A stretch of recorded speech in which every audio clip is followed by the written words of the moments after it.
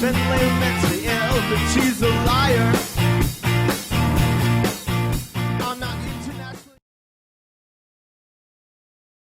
Welcome classic rock fans to another episode of Classic Song Review, and for today's episode I'm going to look at the Strawbs song, The Hangman and the Papist. Now I must admit the Strawbs are kind of a guilty secret of mine. They're actually one of my favourite bands. I love them to bits. The song in question is actually from their 1971 album, this one from the Witchwood.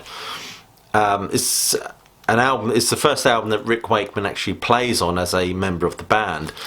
What I mean by that is he did play on Dragonfly, which was an album that preceded this one, but he was just a session musician. He actually was, after that album, he became a full member of the band and gives that album his full attention. Interesting, this song, Hangman and the Papist, is essentially a song about torn loyalties in many respects between familial love, brotherly love, and one's faith, or doing one's duty in many respects. Dave Cousins says, interestingly, in his biography, that one of the inspirations for the song was the fact that when his mother married his stepfather was not exactly pro-Catholic. Dave Cousins had been baptised Catholic, and subsequently his future siblings would be baptised in the Church of England. So he felt this sort of perhaps slight religious difference or tension perhaps fueled or went some way to fueling this song, or the sentiment behind this song. The Strawbs had already garnered quite a reputation for writing very poetic and profound lyrics. They actually started life as the Strawberry Hill Boys. It was later shortened to the Strawbs. But obviously a lot of people know them for the fact that Sandy Denny joined them, and they did an album called All Our Own Work. Sandy Denny's tenure with the Strawbs was very short-lived, of course. She went to join Fairport Convention. Interesting aside, of course, is that Sonia Christina, the singer of Curved Air, joined the Strawbs when she was just 16, and I think she played one gig with them. I think they asked her to sing for them. As I said before, Rick Wakeman was a full member of the band and plays beautifully on this album. He left them after the recording of this album, really, opting for feeling that Yes was a better vehicle for his abilities and talents, as well as being paid considerably more money. There's no doubt, though, before he left the band, he lent a certain flavour and artistry to this particular song. Interestingly also is that Dave Cousins, in his autobiography, says he doesn't begrudge Wakeman leaving to join Yes. He just wished he had the kahunas, if you like, to tell him face to face rather than letting somebody else do it. He also says in his autobiography that towards the end he felt the Strawbs had become a backing band for the soloist and virtuoso on the keyboards. So maybe Rick Wakeman was finding the Strawbs' music a little bit too limiting for him. After, of course, Rick Wakeman departed, they replaced him with a guy they called Blue Weaver, who had actually previously played keyboards with Eamon Corner, and they went on to do their next album, Grave New World, which was highly acclaimed indeed.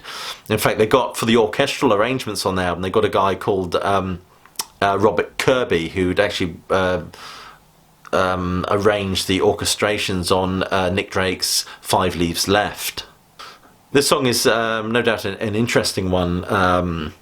I think the idea for the song originally struck Dave Cousins and Tony Hooper as they performed at the festival in Belfast, apparently.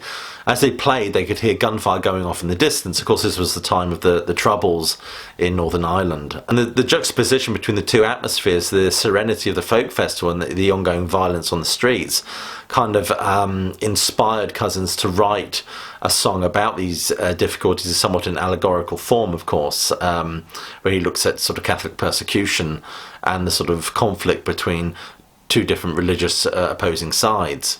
This is not the first time they caught controversy in many respects, because Cousins went on to write a beautiful song for the Strawbs album Ghosts, I think it was. I could be wrong. No, actually, I think it was Grave New World, about Northern Ireland and the Troubles. As well, of course, ruffling a few feathers with, I think, one of their first tracks on their debut album, The Man Who Called Himself Jesus. This song is wonderful, and it confirms the band's ability to create intelligent and introspective music, as well as sort of pigeonhole them as a kind of a progressive / folk band.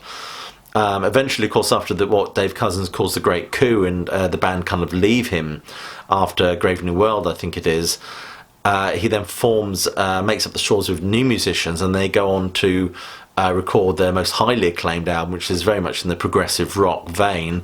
That's Hero and Heroine. There's no doubt in my mind that Rick Wakeman really complements this song, really contributes to this song. His pastoral-like organ passage complements beautifully the vocals, which are set in a kind of a modern Celtic atmosphere.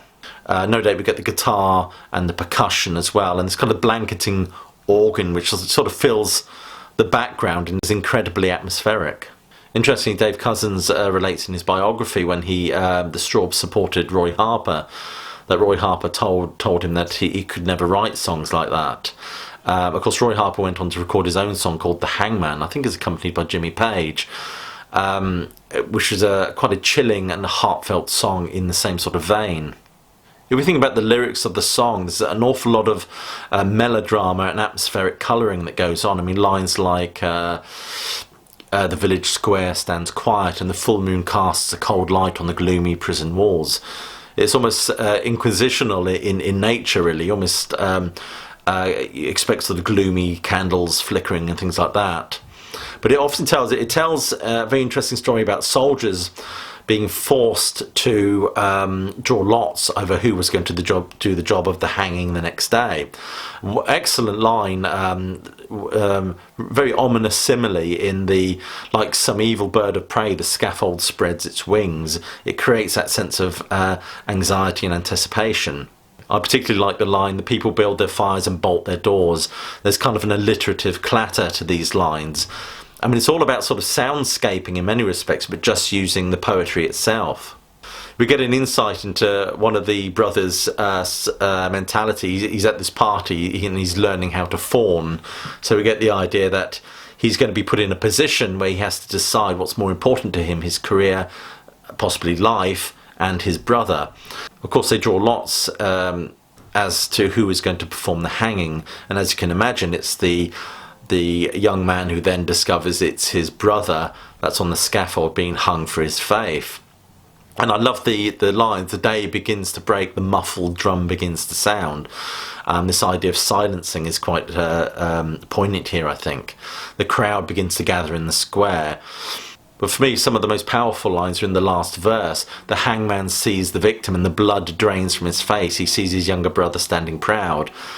Trembling, his hands begin to take the strain, and he says, "Forgive me, God, we hang him in thy name."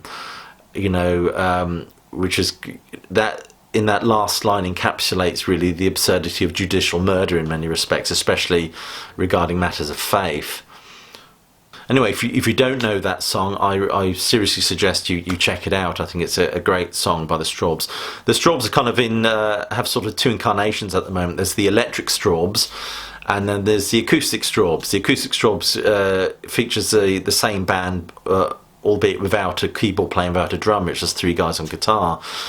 And the acoustic Strawbs always pull out this one, and they do the Man That Called Himself Jesus and other. Yet the electric Strawbs seem to do a different set. In fact, the last time I saw them, they did the kind of a Reader's Digest version of the whole of Hero and Heroine, which was absolutely fabulous. Anyway, please do check out this song, check out this band, click like, subscribe, but more importantly, please do keep listening.